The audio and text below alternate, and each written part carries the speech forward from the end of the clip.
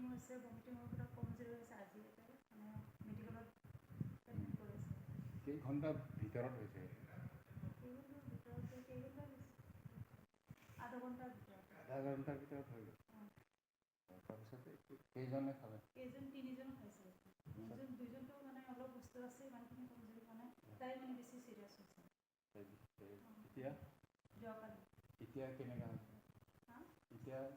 এতিয়াতো চেলাইন দি আছে, চেলাইনটো মানে অলপ কমিছে, আমাৰ নিচিনা হৈছে।